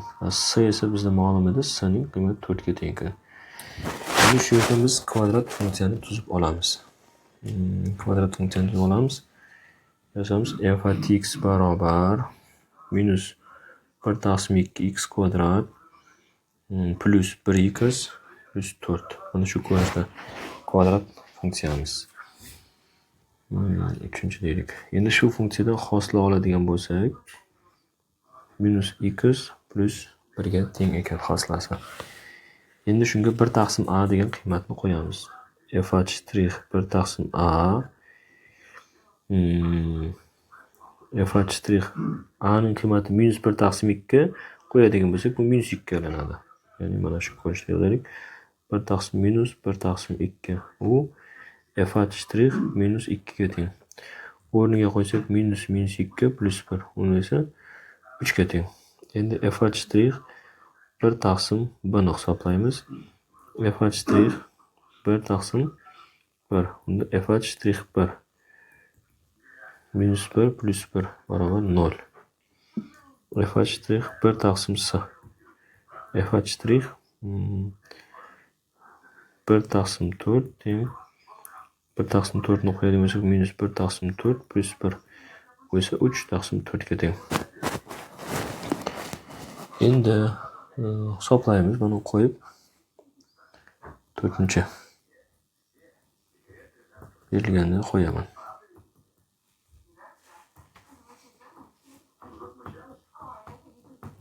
Mana bo'lsak 3 minus 5 ko'paytirib 0, 2 ko'paytirib 3 taqsim 4 qisqaradi. 2, 3, 4,5 ga teng ekan javob. 4,5. Keyingi misolimiz 40-misol. Rasmda kvadrat funksiya, ya'ni parabola hamda chiziqli funksiya tasvirlangan. -2 0 hamda x0 y0 nuqtalardan parabola va to'g'ri chiziqlar kesishgan nuqta ekan. Mana bu nuqta bilan mana bu nuqta ikki nuqta. Parabola bilan chiziqli funksiyaning keshish nuqtasi bo'lsa, x0 plus y0 ning qiymatini toping.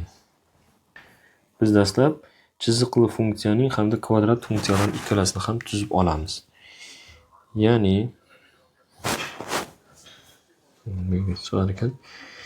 demak, chiziqli funksiyaning nuqtalari birinchi -2 0 0 bilan 1,2 degan chiziqli funksiyaning nuqtalari. Rad x barobar kx plus b ko'rinishda. Shundan -2k qo'shib b barobar 0, 0 qo'shib b barobar 1/2. Shunda minus 2k qo'shib 1/2 barobar 0. Minus 2k barobar minus 1/2. K ning qiymati esa 0/6 ga teng. Jat x barobar 0/6x plus 1/2 ga teng ekan. Endi biz kvadrat funksiyani hisoblaymiz. Kvadrat funksiya. F at x teng ax kvadrat plus bx plus c. Shundan nuqtalarni yozamiz. Minus 2 bo'lganda 0, 5 bo'lganda 0, 0 bo'lganda minus 2. Ya'ni nollari bor ekan, funksiyaning nollari a ko'paytirib x minus x1, x minus x2 degan nollari. Bu x1 ning qiymati, bu esa x2 ning qiymati. F at x barobar a ko'paytiruv x plus 2 ko'paytiruv x minus 5. Shundan endi a ni topishimiz uchun 0 minus 2 degan nuqtani qo'yamiz. Minus 2 barobar a ko'paytiruv 2 ko'paytiruv minus 5. Minus 5 bu 2 lar qisqaradi. A ning qiymati esa 1/5 ga teng. Endi o'rniga qo'yamiz. Funksiyani yozamiz. F at x barobar 1/5 x kvadrat minus 3x minus 10 degan kvadrat funksiyani tuzib oldik. Endi bizga x0 plus y0 ning qiymatini topishimiz kerak ekan. Demak, ikki funksiyaning kesishish nuqtasining koordinatalarini topa olamiz. F at x ning qiymati 1/5 x kvadrat minus 3x minus 10 kvadrat funksiya. Jat x funksiyamiz esa 0/6 kasr qilib yozaylik shuni. 3/5 x plus 2 bo'ladi. Qarsini tashlab chiqarsak, ikki funksiyaning kesishish nuqtalarini topishimiz uchun ikki funksiyani tenglashtiramiz. Ya'ni x kvadrat minus 3x minus 10 barobar 5 teng 3 ko'paytirib 3x plus 6 taqsim 5. 5 lar qisqaradi. X kvadrat minus 3x minus 10 teng 3x plus 6. X kvadrat minus 6x minus 16 barobar 0. Endi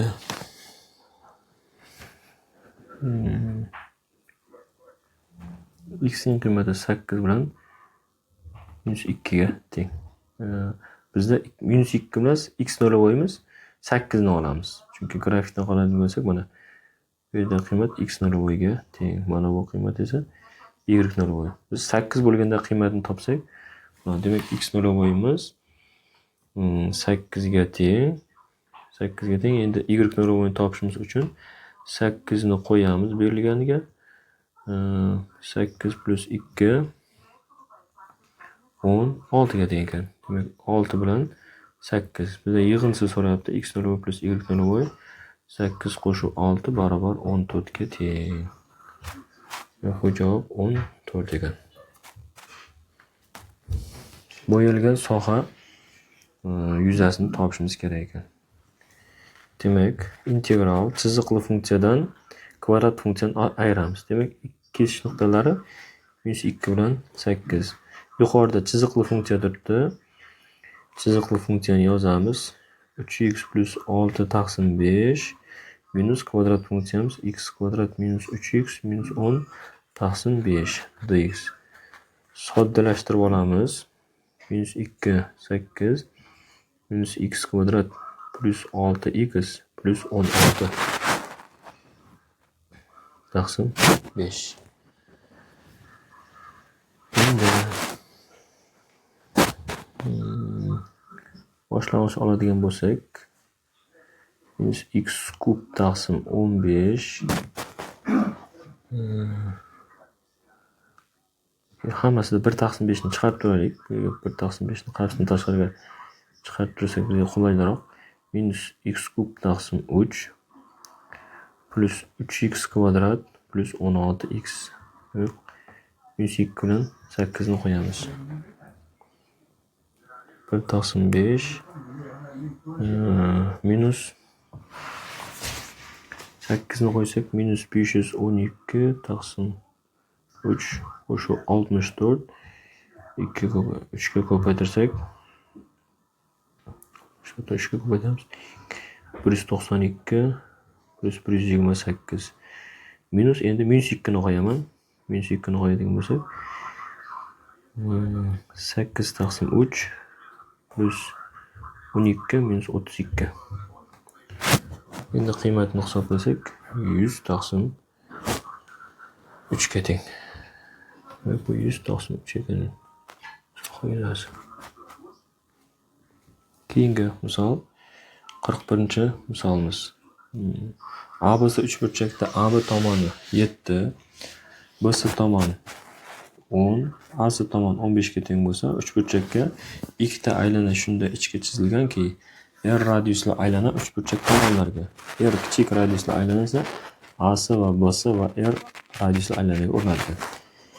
Demak, mana bu aylana katta 3 burchakka ichga chizilgan ekan. Mana bu kichik aylana esa 3 burchakning ikkita tomoniga hamda aylanaga o'rnatilgan. Katta aylana radiusi R ni topamiz, kichik aylana radiusi kichik R ni topar ekanmiz biz. Shundan katta aylanani katta R ni topish oson. Ya'ni 3 burchakka ichga chizilgan aylana radiusi S teng P' ko'paytirib R. Endi yarim perimetrni topamiz. A qo'shuv B qo'shuv C taqsim 2. 7 qo'shuv 10 qo'shuv 15 taqsim 2. 22, 32, 16 ga teng. Yuzani topamiz. 3 burchak yuzasi 16. 16dan 7 ni ayiraman. 16dan 10 ni ayiraman. 16dan 15 ni ayiraman. Yuzasida 16 ko'paytirib 9 ko'paytirib 6 ko'paytirib 1. Demak, 3 burchakning yuzasi bundan 4 chiqadi, bundan 3, bundan 6. 12 yuzasida 6 ga teng ekan. Bu 3 burchakning yuzasi. Endi bu ichga chizilgan aylana radiusini topamiz. Shunda 12 yuzasida 6, P' 16.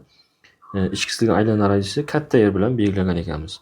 4 ga qisqartiramiz 4, bu 3. Katta R ning qiymati 3 yuzasida 6 taqsim 4 ga teng. 3 yuzasida 6 taqsim 4. Qiymati. Endi kichik aylana radiusi, Endi uni topishimiz uchun biz markazlarni tutashtiramiz. Yani bisektrisa bo'lib boradi. Markazi bu alfa yoki alfa taqsim 2, alfa taqsim 2 deb yozib olsak. Biz mana bu oraliqni topib olsak bo'lar ekan. Mana bu oraliqimiz x ga teng. Mana bu oraliqimiz x ga teng ekan. X ni topishimiz uchun x mana bunda ham x turibdi. 15 ga 10 ni qo'shib 7 ni ayirib 2 ga bo'lamiz. 18 9 ga teng ekan. Mana bu oraliq 9 bo'lsa, R esa bor. 3 yuzasida 6 taqsim 4 ga teng. Shu yerdan tangensni topib olsam mana. Tangens alfa taqsim 2 barobar R ning x ga nisbati. Shunda tangens alfa taqsim 2 ikkinchi, mana bu uchinchi deb yozamiz. R ning qiymati 3 yuzasida 6 taqsim 4, x ning qiymati 9. Ikkilasi qisqaradi 3 yuzasida 6 taqsim 12 ga teng. Endi biz mana bu joyda parallel o'tkazsak, mana parallel. 90 mana bu ham alfa burchakka teng bo'ladi. Mana bu R bo'lsa, bu R minus R. Mana bu oraliq R, mana bu oraliq R. Bu R plus R bo'ladi. Ya'ni to'g'ri burchakli 3 burchak hosil bo'ldi mana bu joyda. Bu R minus R, R plus R, mana bu esa alfa ga teng. Shunda bu alfa taqsim 2, shunda alfa taqsim 2 tangens alfa yo'q, sinus qilgan bo'ladi bu yerda. Sinus alfa taqsim 2 ning qiymati R minus R ning R plus R ga nisbati. Ya'ni o'xshashlikdan ishlasangiz ham bo'lar ekan.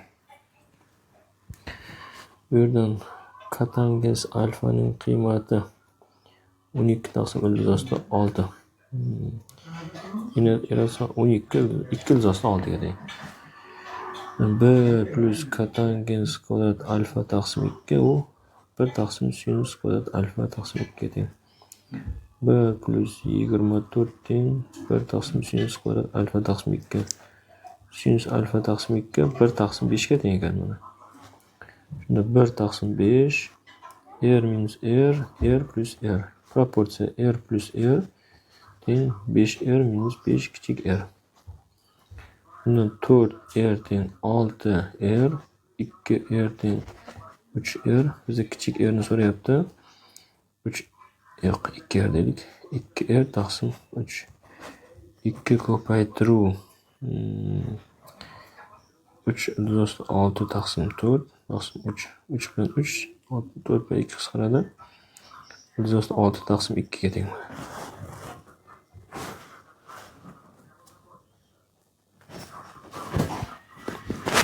Endi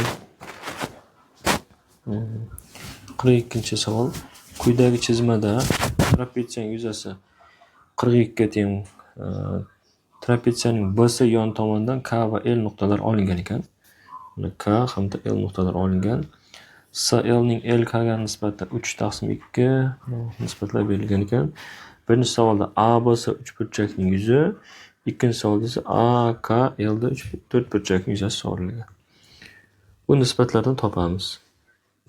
SL ni bu yerdan SL ni 3x, LK ni 2x deb belgilab olsak. SL miz 3x, LK miz 2x ga teng.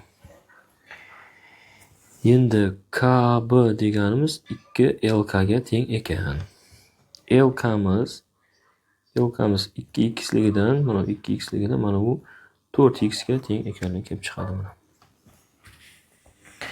Endi mana bu uchburchakda 3x, 2x, 4x nisbatda bo'lsa, balandlikni ham xuddi shunday nisbatda bo'la oladi. Shunday nisbatda bo'la oladi. Balandlik o'tkazsak. Mana bu tomondan balandlik o'tkazsak, mana shunday nisbatda bo'la oladi. Mana bungacha mana.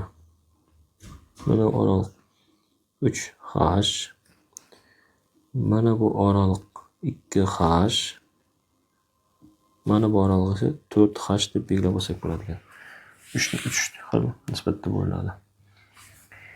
Ya'ni mana bu tashqariga chizilgan mana 3h, bu yergacha 5h, mana bu balandlik ham yozsak bo'ladi ekan. Endi ABS uchburchakning yuzasini topamiz. Bundan yana nisbat berilgan DS ning AB ga nisbati. Shunda biz belgilab olsak, DS ni 5A desak, AB ni 9A deb belgilaymiz. Mana bu katta asosi 9A ga teng, kichik asosi 5A ga teng ekan. Shundan birinchi trapetsiyaning yuzini topaman. Birinchi trapetsiya S teng A plus B taqsim 2 ko'paytiruv H. Yuzasi 42, katta asosi 9A, kichik asosi 5A 2 ga bo'lib, balandligi esa bizda umumiy trapetsiyaning balandligi 9h ga teng. 3h, 2h, 4h. 14h 42 teng 7A ko'paytiruv 9h. Qisqaradi. 6 mana ikkalasi qisqaradi. 3 mana 2. Shunda A ko'paytiruv H 2 taqsim 3 ga teng ekan. Endi AKB uchburchakni topaman. AKB uchburchak, AKB degan uchburchakni topamiz. 1 taqsim 2 asosi 9A ga teng, balandligi esa 4h ga teng. Buni qisqaradi 2, 18 ko'paytiruv A ko'paytiruv H. 18 ko'paytiruv 2 taqsim 3 qisqaradi 6, bu 12 ga teng ekan. AKB ning yuzasi 12 ga teng. Endi AKL da 4 burchakning yuzasini topamiz. Demak, 4-chi. Biz yuqoridagi mana bu uchburchak yuzasini topsak, mana bu uchburchakning yuzini topdik, trapetsiyadan olib tashlasak, mana bu yuza hosil bo'ladi. Demak, mana bu yuzamiz bizga 12 ga teng bo'lib chiqdi. Endi mana bu yuzani topamiz hozir. Keyin ana buni ayiramiz. LCD 1 taqsim 2 asosi 5a ko'paytiruv balandlik esa 3h. 15 taqsim 2 a ko'paytiruv h. 15 taqsim 2 a ko'paytiruv h'imiz 2 taqsim 3. Qisqaradi, javob 5 ga teng. Mana bu esa 5 ga teng ekan.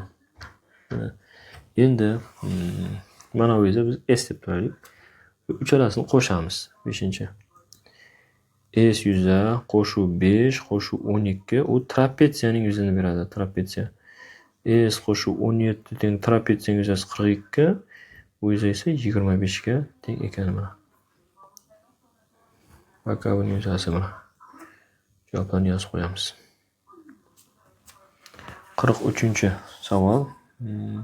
Rasmda aylananing 4/1 qismi tasvirlangan, chorak qismi AC bilan AB. AC bilan AB teng, ya'ni radius ekan. Radius.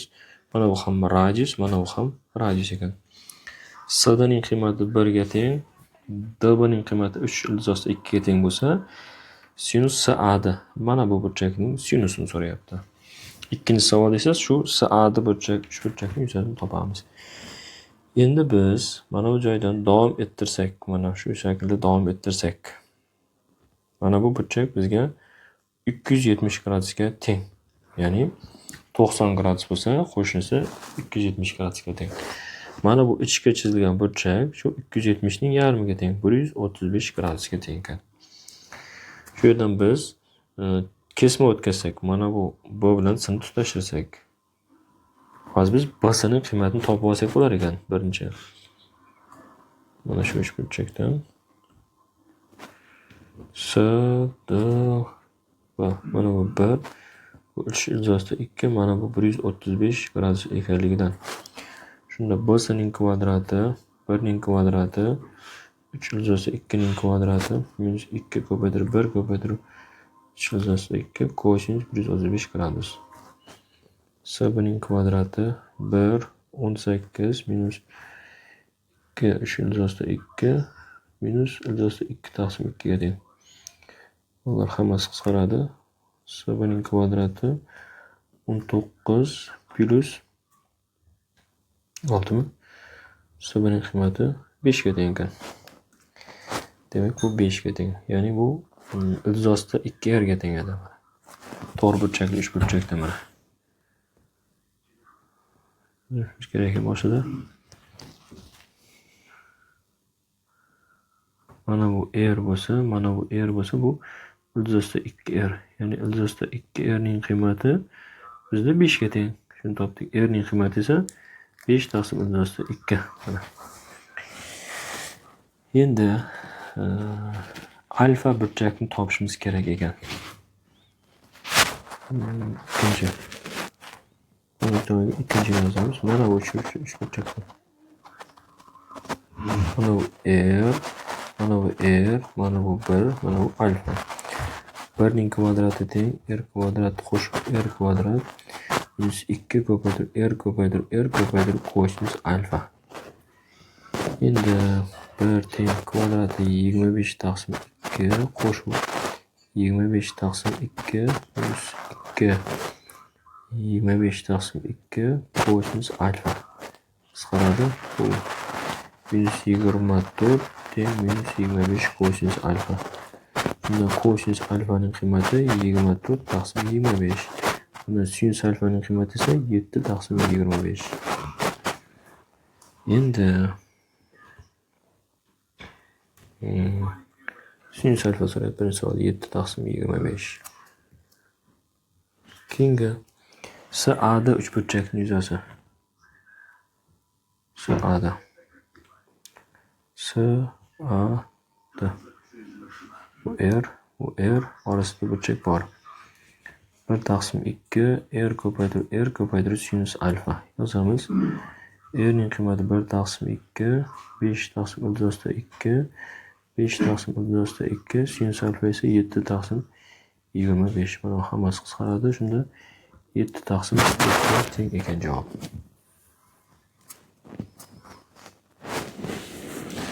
Keyingi 44-savol.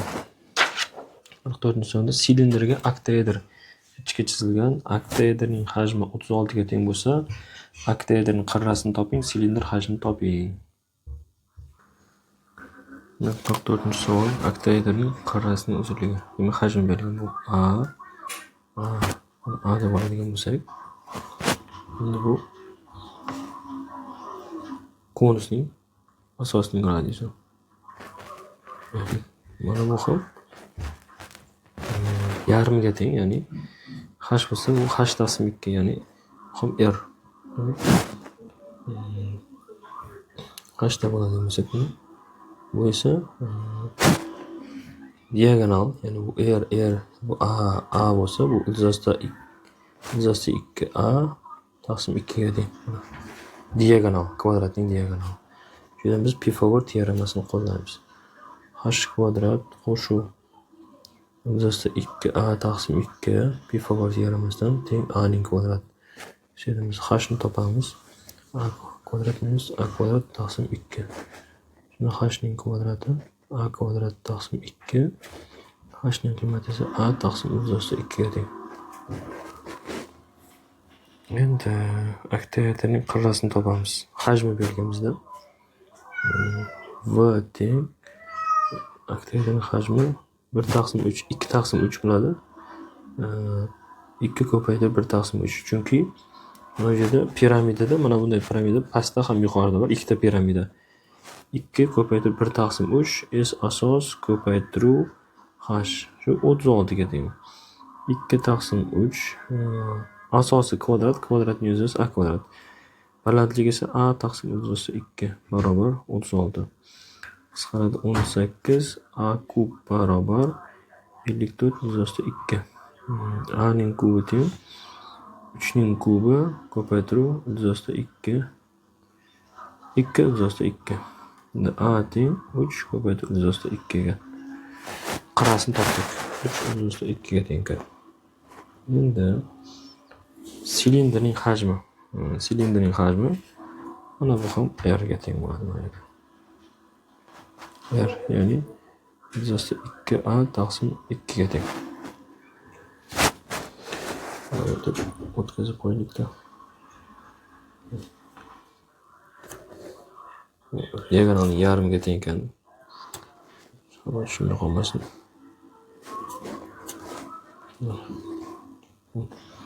Ildiz 2a taqsim 2, mana bu ham ildiz 2 taqsim a taqsim 2. Endi silindrning hajmi v silindr teng s asos ko'paytiruv h. Asosi pi r kvadrat ko'paytiruv h. Pi ning o'rniga pi ni yozamiz. R deganimiz r ni topalaylik. Ildiz 2a taqsim 2. Ildiz 2, 3 ildiz 2 taqsim 2 qisqaradi 3 ga teng. 3 ning kvadrati. H'imiz mana bu ham h. 2h bo'ladi bizda. H'imiz 2h ga teng. H'ni topadigan bo'lsak, biz 2h ni topishimiz kerak. Bu silindr uchun mana bu h bo'lsa, mana bu ham h. 2h bo'lib ketadi. Silindr uchun 2 ko'paytiruv a taqsim ildiz 2. 2 ko'paytirib 3 ildiz 2 taqsim ildiz 2. Qisqaradi 6 ga teng. 954 pi ga teng ekan javob shunda.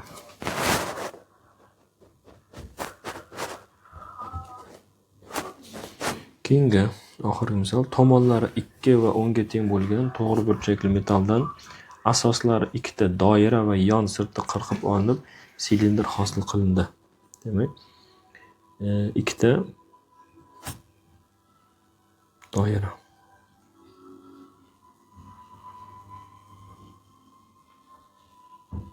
Bir xil doiralar.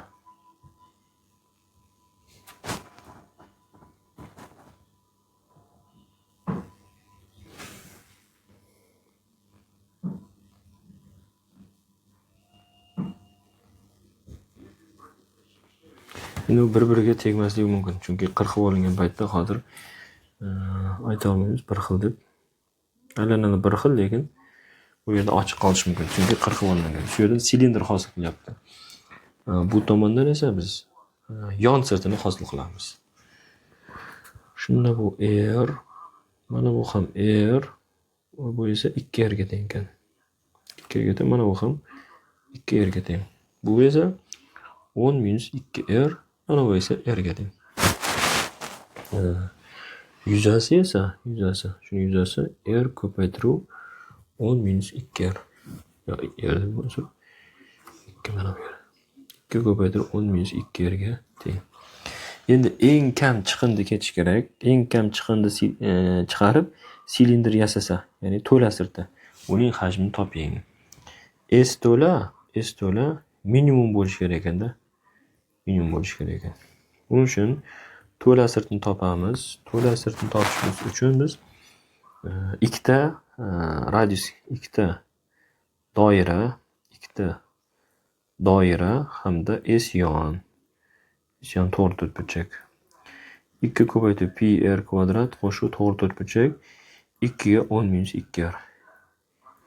Bizda pi ning qiymati 3 degan qo'ysak 6r kvadrat minus 4r plus 20. Shundan bu minimum bo'lishi kerak. S to'la minimum bo'lishi uchun hosila olib 0 ga tenglaymiz. Hosilasi bizda 12r minus 4 teng 0. R ning qiymati esa 1 taqsim 3 ga teng ekan. Demak, radiusini 1 taqsim 3 qilib olsak, eng kam chiqindi ketar ekan. Endi silindrning hajmini topamiz. V teng S asos ko'paytiruv H.